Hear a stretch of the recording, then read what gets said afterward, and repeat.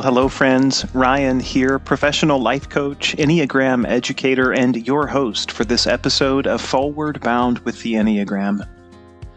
You know, the Enneagram is a powerful tool for building understanding, compassion, and achieving growth in our lives, grounded by 9 types or ways that our personalities and egos are structured. The conversations in this podcast are designed to illuminate the Enneagram in action by hearing directly from individuals who are working with the Enneagram and their type in their lives. The views reflected in these conversations are personal, and so what one person shares may not be true for all others who identify as their particular Enneagram type, and that's okay.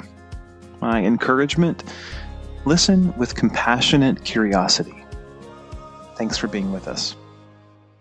So today we are spending time with Enneagram Type 5. Oftentimes we refer to Type 5 as the observer. And I've got a great friend and prior colleague, guest with us today who leads with Type 5, my friend Bernie. Bernie, welcome to Fourward Bound with the Enneagram. Thank you so much. I'm glad to be here. Well, it's a special treat for me. Bernie and I worked together for, several years, and that's been several years ago. Yeah. Yeah, about 8 years at least. I would Oh my say. gosh, what? Wait, it's been 8. It's not been 8 years. We worked together for We eight worked together years. for Okay, about yeah. yeah. Yeah. Okay, good. Well, I'm thrilled that you're here, and I'm eager to get into your experience living with, leading with, knowing Type 5. If it's okay with you, Bernie, what I'd like to do for our listeners who may not be as familiar with the type structure is just start with a brief introductory recording, and then we'll quickly move into what your experience is. Does that work for you? Yeah, let's get into it. Okay, awesome. Here we go. Let's take a look together at Enneagram Type 5, often referred to as the observer. We start by looking at the instinctual center of intelligence for the type. This could be head, heart, or body. As a head center type, along with types 6 and 7, Type 5 leads from the intellectual center, relying on thinking and analysis as the primary way of experiencing and processing the world. These are deeply introspective individuals who seek knowledge and understanding to support the navigation of life. A preference for logic over emotion leads individuals of this type to be less in touch with the world of feelings. The observer embodies a view that the world demands too much and gives too little. They see a scarcity of resources and intrusion as constant threats to well-being. A belief system develops for Type 5 that by acquiring knowledge and pursuing privacy, depletion can be avoided and protection assured.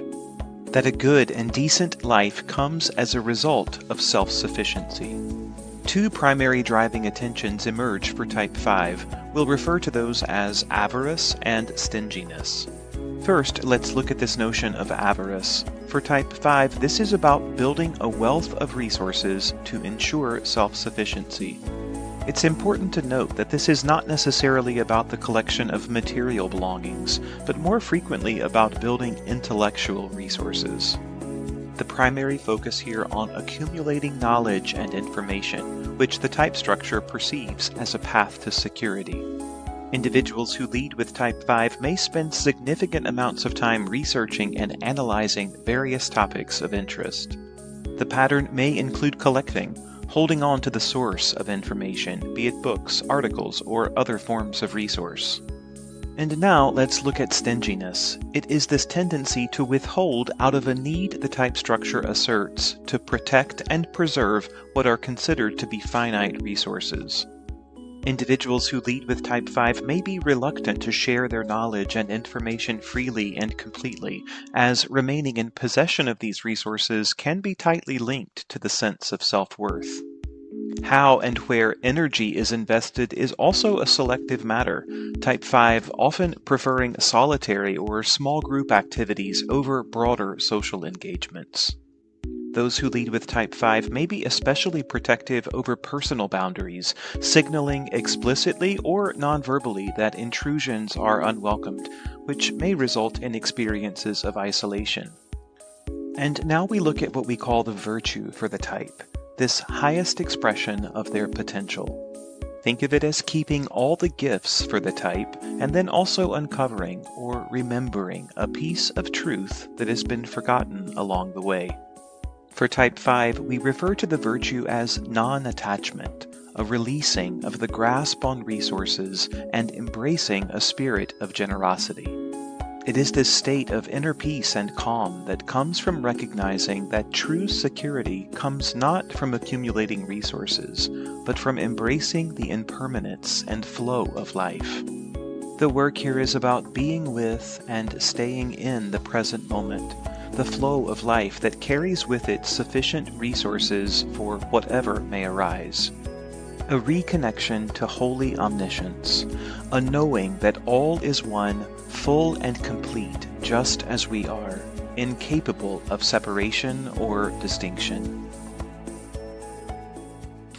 So I think it is important to say before we go any further that, that these recordings are, designed to be instructional, but they're really just a place to start. No one is a caricature of a type. And so, everything that was included there, it may not resonate with everyone who leads with type 5, and that's totally okay.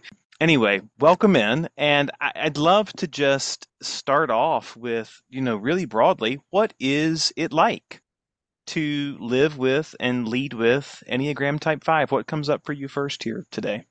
Well, first of all, a lot of the video did resonate for me in one way or the other.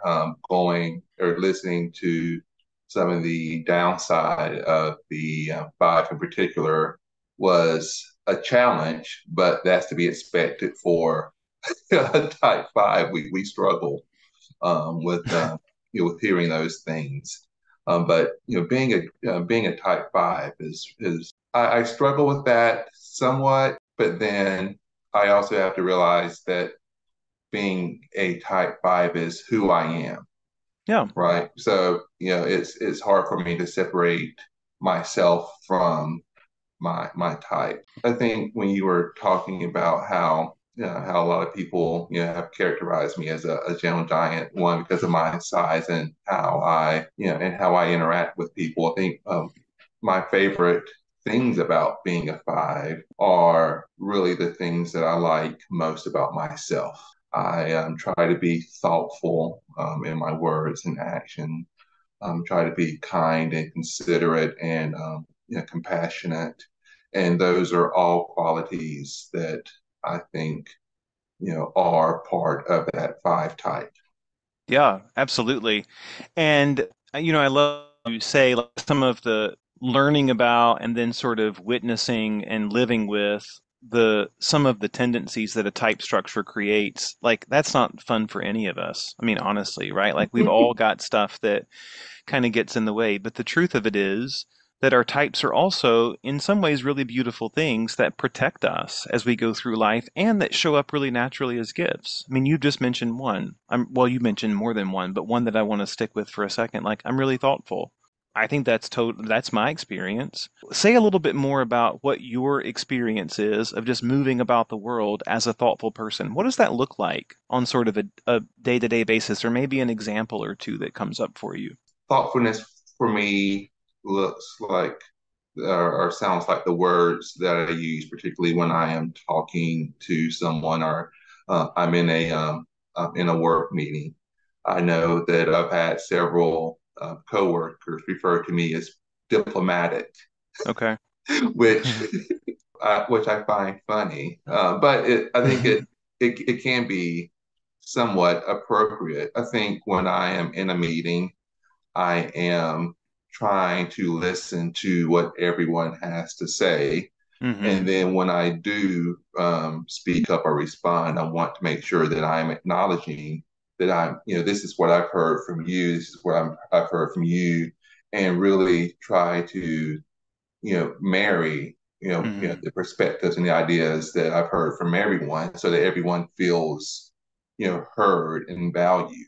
And so Yeah. like that's how thoughtfulness sort of Yeah. manifests itself in my work, for Yeah, example. and so is it fair to say that included in that is taking a little bit of time before you respond, like sort of quickly or abruptly in situations, or would you say that doesn't resonate as much? No, that absolutely resonates. Okay. I do need that time to really be able to think and to hear and to take into consideration all of those different perspectives. Yeah. Yeah. And I appreciate you raising this. I mean, we talk about the five, in addition to the six and the seven, sort of leading from this head center. Like that's the primary source of intelligence, not the only source, but the primary source. And I think you're demonstrating that really beautifully. This, like, when you're in a mixed company or in a situation and your information is coming at you, you're witnessing things unfold. It's like you're spending some time processing that in your head. I mean, that's really what I hear before you decide how you're going to respond. I'd be curious, like, what would you say about the connectivity to like emotion in all of that? I mean, how likely are you to dip into like, how is this making me feel at this moment? Or is it more, are you thinking more just sort of like data analytics logic? Like, what's the balance there with emotion? That's interesting. I think I tend to pick up on other people's emotions, Okay. much more quickly than I pick up on my own emotion. Okay. Not that it's not there, Right. but I first look at, I first look for the cues of, how is this person, what is this person's facial, response to what they're saying? How are they responding, physically to Yeah. what's happening around them, and to give me clues as to Yeah. how I should tailor what I'm going to say, Yeah. and really to try to pick up on things that maybe other people haven't picked up on in terms of what's being said and the language that's being Mm. used. After going through the Enneagram, I do really try to pay more attention or closer attention to my own emotion and how that manifests itself in my body. If I'm becoming, tighter, if I'm folding my arms or whatever Yeah. it is, I try to be mindful of that Yeah. more. Yeah. Well, and that's the great thing about the Enneagram, right? It's like building this awareness not only of what our like habits are, like, oh, yeah, I'm a thoughtful person. Well, now you've got all this vocabulary around like what that's about and how that plays out. But then you also sort of touch in on this, and I don't always pay attention to my emotions, but your ability to start paying attention to your emotions begins with realizing that that's not something that you've been doing, right? I mean, I love it. So, what comes up as, something about the type structure of type 5 that you most resonate with as far as something that kind of gets in the way for you, something that creates some barriers or some issues for you along the way with some level of frequency? What one of the things I'm laughing because one of the things that I have recently noticed is just how pedantic I can be, Okay. right? When I'm going, through a communications plan or a marketing plan or or whatever, I'm sharing as much information as I possibly can. And I know that that can be overwhelming for people. I know that sometimes people don't want all that information. Okay. And I've realized a big part of that is because, having all of those details is important to me. If Yeah. someone is sharing with me, I want all of those details because there may be some tidbit that may not seem important on the surface, or may not seem important to others, that Yeah. really informs, how I should approach a situation. Yeah. And so, would you say, Bernie, that tendency plays out more at work, or do you think that you sort of experience that happening in like personal life situations as well? That it plays out both at Okay. work and, and in life. Yeah, and so what I hear in that, I'm just checking in like to make sure I'm tracking with you. It's like information is so important to you, and so you are collecting information. That's like how you're processing things.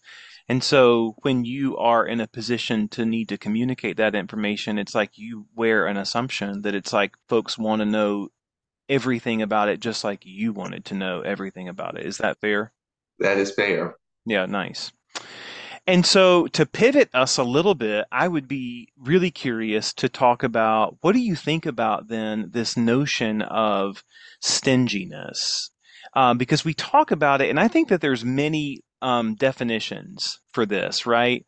But because I think for some folks who lead with type 5, we might hear for them, stinginess plays out with I've got all this information and I'm going to give you just one piece if you only ask for one piece. And then if you ask for something else, then I'll give you something else. And maybe this unwillingness to share all of the information. But I think stinginess can play out in a lot of different ways as well, like thinking about personal boundaries or being concerned about, someone's level of time and energy before they choose to involve themselves with something. I mean, what do you think about this notion of stinginess? What can you say about how that does or doesn't operate in your life? I think stinginess does operate in my life, particularly with personal boundaries, as you Okay. mentioned. What about your physical space? Like literally physical boundaries? Is that an important thing that you sort of track, like who or what is in my space? Yes, it is. When I am in public, I expect to have just a certain area around me that Yeah. is just me. My wife and I were in Chicago recently, and we were doing the architectural boat tour.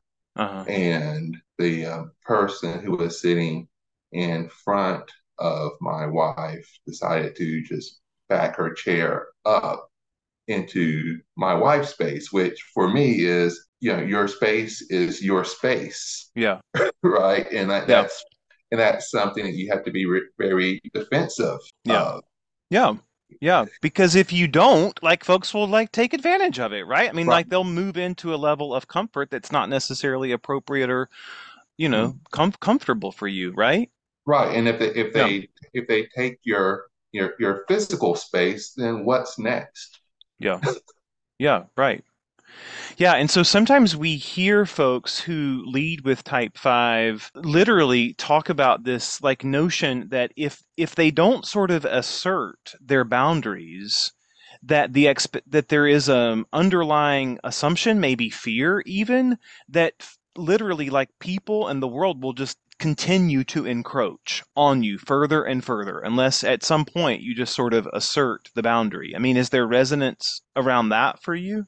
There absolutely is resonance. Whether it's physical or otherwise, that I have very clear and for myself at least defined boundaries where whether others know or are aware of those boundaries is another thing. I don't necessarily always feel that that's my problem or something I need to inform people of Right. unless they encroach upon my boundaries. Yeah. And so what does that look like if you get into an experience where somebody's like moved into your space to a point of discomfort?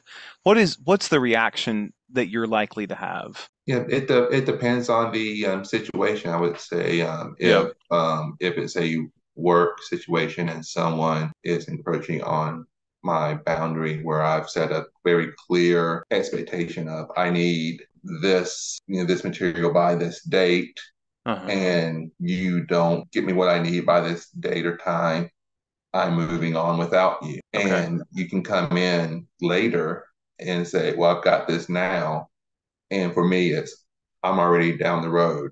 Okay. Yeah, Yeah. I don't. Gotcha.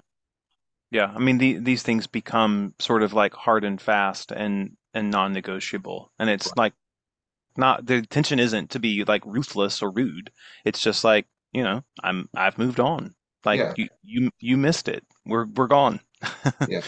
I try my best to be when I say thoughtful. I try my best to work with people in advance to make sure that hey, this is timeline work for you. If not, what's going to work for you? Try Yeah. to have those conversations. Try to make sure that everyone is Yeah. on board. Yeah. Going into it, so that if that does come to pass, I can go back and say, hey, we've had this discussion.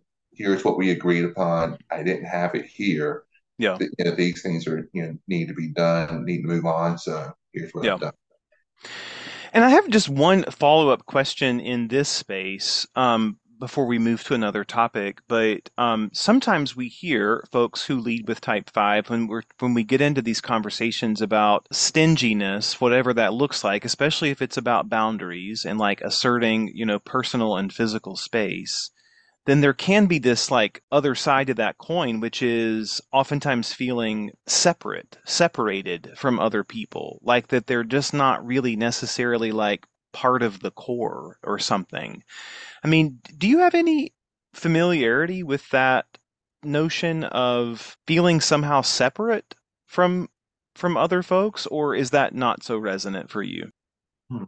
It's a good question. I've never really felt apart most of my life. So Hmm. I've always felt, I've always felt removed, even when I'm, in groups or surrounded by people. Okay. Yeah.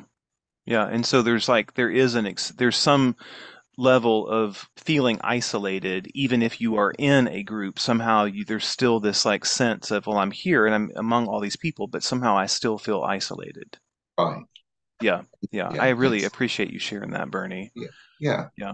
Yeah, I think that's a pretty common experience for folks who lead with type 5, but I appreciate you sitting in that with me for just a minute.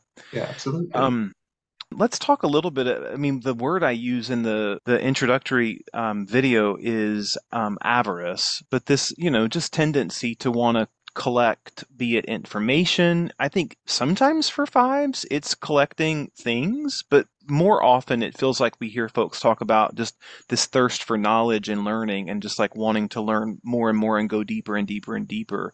How does all that operate in your life? For me, it is about, collecting information and Okay. having access to information when I need it. One of the easiest and simplest and silliest examples is that I don't delete emails. I've got all of my emails from when I started at my organization, gosh, 11, 12 years ago, right?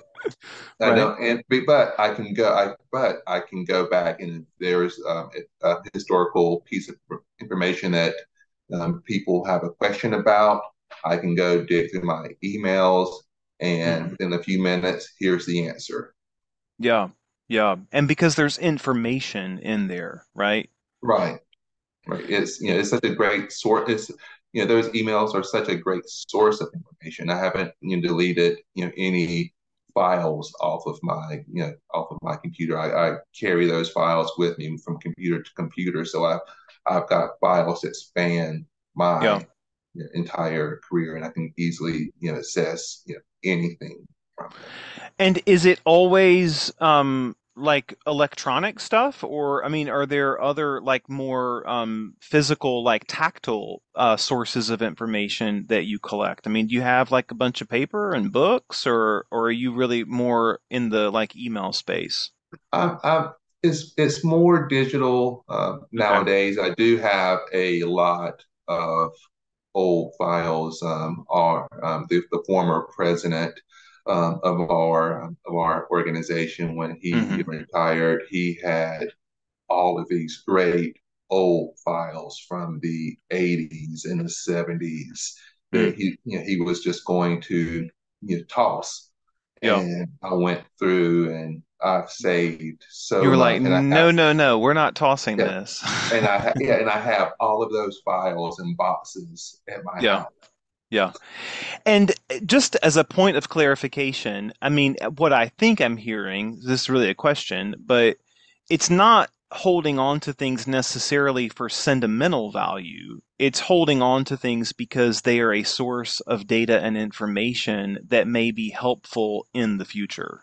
Right, exactly. Yeah. Yeah, Yeah. it's all about having access to information Yeah. when I need it, and Yeah. being able to, if there's a question, any kind of thought about where have we been and how can our past inform where we're going. I Yeah. want to have access to that so we can say, here's what we've done, here's what we've tried. Yeah. Let's move on. And what I'm hearing is like having access to it means you personally oftentimes being in possession of it. It's like, I mean, yeah, there may be things that you go external to yourself to go hunt down, but it's like if you have the ability to actually be in possession of it yourself, that feels better. Is that right? Yeah, it does feel better. Yeah. Yeah. And you're even, there's a great little smile that I'm seeing as you But, respond to but that, Well, it feels better and it makes you feel valuable because you have this information and yeah. you know that this information will be of value. Yeah.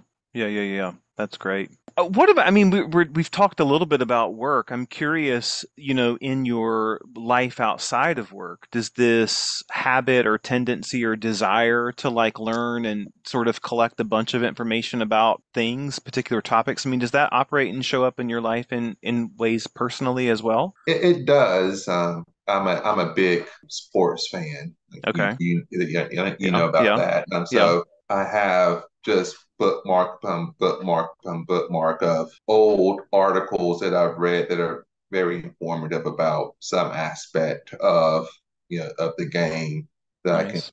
easily scroll through and find and look through when when I'm watching a game if I want to have information about the rules and how to apply the rules to into a game or whatever. I've Yeah. got this wealth of knowledge, I love easily it. accessible. And all those bookmarks, I mean, like you've read all those bookmarks. It's Yeah, not just yes. yes, Okay. You don't just see a headline on something and think, "Oh, I might file that away because that might be useful later." It's like you're reading it and then you're bookmarking it because you know you're yeah, probably going to want to go back to it again right, at some point. yeah, yeah, Yeah. exactly. And then with with books that are important to you, you're going through you're highlighting, you're underlining, you're dog earing those pages so you can go back through and read and reread. Yeah. Yeah, I love it. Well, when we think about the growth opportunity for type 5, and again, we've all got one or more, but for type 5, we talk about this notion of non-attachment, this like letting go of some of the attachment, especially to resources. And because sometimes that feels like it's so much about protecting for what the future might bring. And it's like maybe the work is about learning how to live a bit more comfortably just in the flow of the present moment without being so preoccupied with what might happen and what I need to protect and preserve right now in order to sort of ward that off. I mean, what do you think about that notion? And do you have any experience working with or around that? I mean, what comes up for you when we think about letting go of some of that and just being more present moment to moment? It's tough because that's not natural Right. for me, if I have a meeting, I want to know what that meeting's about ahead of time. I want to know the questions or any expectations of me. I want to be able to play that out in my head before I'm in that situation. Yeah. So, so being present is something that I struggle with and can recognize often when I struggle with it. I mentioned, being in Chicago recently, where my wife and I were on a trip to Milwaukee and Chicago, just Hmm. to explore those cities. Hmm. And my wife is a one, and she Enneagram type 1. an Enneagram Okay. type and has no real issue of just being in the present. Okay. And there were times on the trip where I just stopped and looked at her, and she was in the moment. And I realized that I just can't. I just have not been able to get there yet. I don't want to say I can't get there. I Right. just haven't been able to get there yet. So it's something I continually struggle with. Yeah. Well, this is the work of our lifetime, I say. I mean, like literally, right? And it begins by, I probably already said this once, in just this conversation tonight, but it's like whatever the opportunity is for us, it begins by becoming aware of like what is what. And so, I just say to you, like, for all the suggestion that maybe it's a struggle or I haven't quite gotten there yet or whatever, I actually say to you, you're well on your way because you have some clarity around where your natural tendency is to go and where it's not, and that's where it all begins. So, I think you're doing good. Bernie, time flies by in these conversations, and I've loved being with you. We're almost at time, but I would welcome just, final thoughts from you on just good pieces of insight or goodness that you might have to share with folks who are listening, maybe who are considering whether they are a five or not, or maybe even folks who are thinking about how to make the most of their relationship with someone in their life who they think is a five. What are just some goodies you could share with us? Absolutely. I think when I was trying to determine what my type is, Mm-hmm. I struggled initially. I didn't know if I was a five or a six. So, Okay. um, Yeah. but once I did realize, hey, I'm a five, and here's why. I think it's been something that's really benefited me. So if you are considering whether or not you are a five. One question I think is, are social conventions important to you? I think about the show, The Big Bang Theory. Mm-hmm. I think about Sheldon, with television and movies, characters they're written to jump off the page and off the screen. Mm-hmm. But there was something that was very familiar to me Yeah. about that character. And the idea around social conventions was that really struck a chord with me. So will you say just another word about that? Like, so what do social conventions mean to you? Sort of knowing the agreed upon social conventions when you are in a particular space. Just typical ways of being able to interact with people in terms of, small talk isn't something that comes naturally to me. Okay. So what are the things that, the standard small talk topics, you Yeah. know, And it's need to be almost preparing for that so that you will be able to navigate it in the moment. right? Okay, gotcha. What about maybe just as a final thought, words of advice or helpful hints for folks that might be thinking about how to make the most of their relationship with someone who leads with type 5? How can we be helpful? Easy. I'd say spill the tea. Okay. Spill all the tea. We want, or I'll speak for myself, I want all of the information. Okay. I want all of the information because it's going to be helpful for me. I think fives typically can be considered, trusted confidants. Yeah. And fives want to play that role. Yeah. Knowing that you have all the information, helps you know that there's not a gap missing that's Yeah. going to mean that you get something wrong here, or your Yeah. advice or whatever is going to be wrong because Yeah. you're missing a crucial piece. Yeah. So don't piecemeal it with the type 5 in your life. Lay it all out. Give even more than you think they may need because that's what you're looking for. Yeah. Nice. Well, Bernie, this has been a gift. I thank you. And you are I won't say the final episode for season one because we've got some like bonus episodes to roll out. But you're the last of the nine types for us to learn from here in season one. So thanks for wrapping us up so perfectly. And in the future, I'm gonna find ways to bring in, small groups of people to look at how types interact with one another, intersect with one another, play off one another, maybe set each other off even. And so maybe you'd be up for a return visit in a small group to talk about some of that stuff. Yeah, that'd be fun. Okay, That'd be good. awesome. All right. Well, I thank you so much, sir, and I look forward to being with you again soon. Yay. All Thank you. right. See you, Bernie. See ya.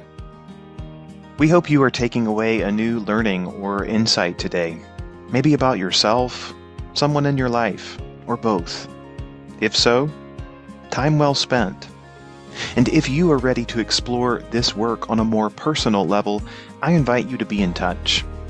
Visit us on the web at forwardbound.com. That's FOURWARDBOUND.com.